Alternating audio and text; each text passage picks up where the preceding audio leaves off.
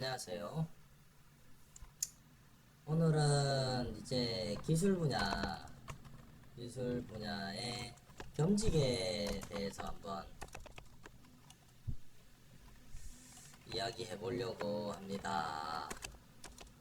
대표적으로 이제 전기와 소방이 지금까지 있었고, 기계가 이제 생겨나고 있고, 정보통신이 이렇게 있습니다.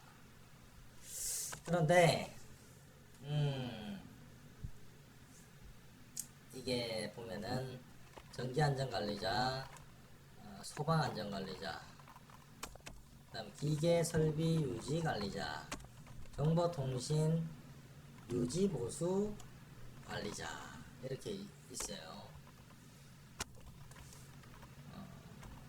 이렇게 있고, 요 안전관리자, 요거 전기랑 소방 같은 경우에는 안전관리자고, 그 다음에 기계설비는 유지관리자고, 정보통신도 유지 보수관리자라고 이렇게 돼 있잖아요, 기본적으로. 그런데 우리가 이제 4차 산업혁명, 기계 자동화로 인해서 4차 산업혁명으로 사람들이 뭐 제조업이나 이런 곳은 뭐 외국인 노동자나 뭐 산업체 요원, 하여간 인건비가 싼 인력들로 이제 이렇게 대체가 많이 되기 때문에 우리가 정부에서도 대량 실업자 양산에 대응할 필요가 있다. 대응할 필요가 있어요. 사실은 원래는 전기랑 소방 뭐 이렇게만 했어도 시설 관리는 됐단 말이죠. 근데 기계설비 유지관리자, 정보통신 유지관리자가 왜 생겼냐 라고 했을 때 이런 부분이 한 가지 있다는 거죠. 물론 기계설비와 정보통신 설비가 현장에서 방치되고 있기 때문에 이런 거에 대응하기 위한 그런 명분으로 얘기가 또 되고는 있지만, 뭐 그런 거보다도 그런 것도 있지만 요 대량 실업자 양산에 대응할 필요성이 있기 때문에 요 유지관리자가 되기 위해서는 어떻게 뭐 수첩도 있겠지만은 기본적으로 뭐예요?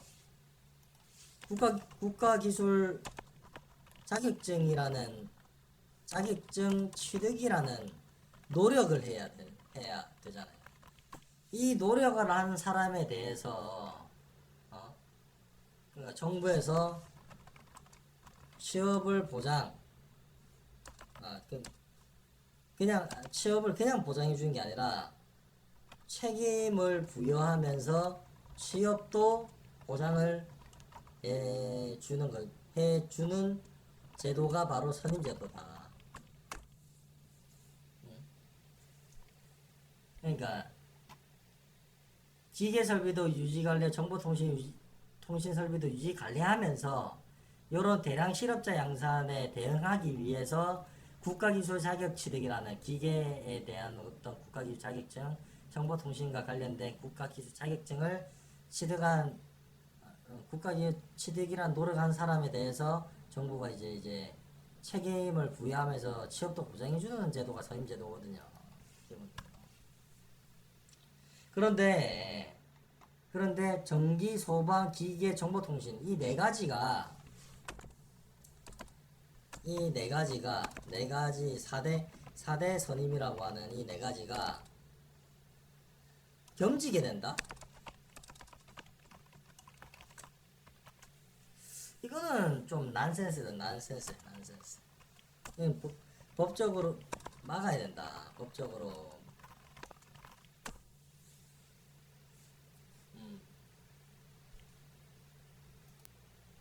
왜 그러냐면, 대한민국 헌법, 여기 이제 대한민국 헌법 32조에 따르면 모든 국민은 근로의 권리를 가진다. 국가는 사회적 경제적 방법으로 근로자의 고용의 증진과 적정 임금의 보장에 노력하여야 하며 법률이 정하는 바에 의하여 최저임금제를 시행하여야 한다. 이항 모든 국민은 근로의 의무를 진다. 그런데 실업자가 이렇게 양산이 되면 되냐는 거죠. 국가가 이런 의무를 해야 되는데 이런 것들이 있는데 모든 국민은 근로의 의무를 진다. 국가는 근로의 의무의 내용과 조건을 민주주의 원칙에 따라 법률로 정한다. 근로기준법이나 이런 거겠죠.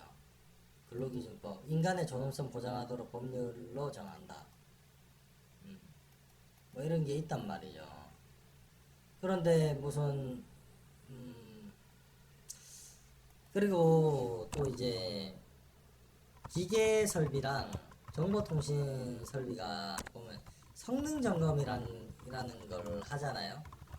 그럼 메커니즘이 어떻게 되냐면 이게 점검을 했더니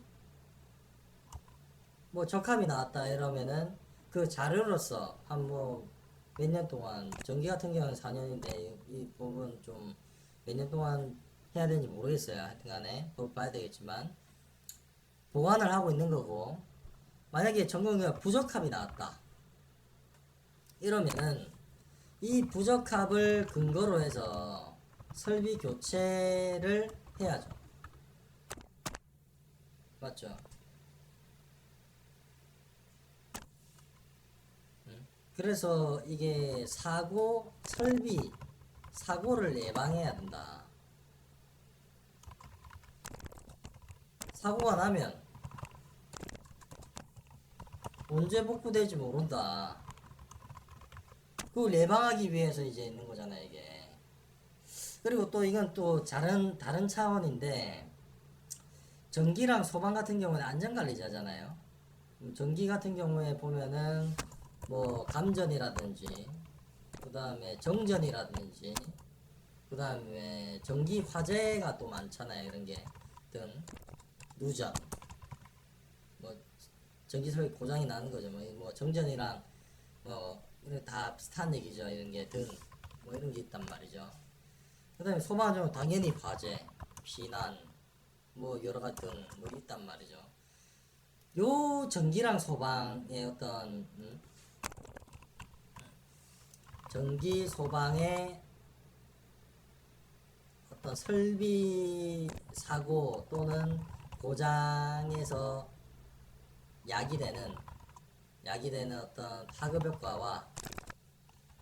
효과로 인한 직무 부담감이랑 기계 설비 정보통신 설비 사고 또는 고장에서 야기되는 파급 효과의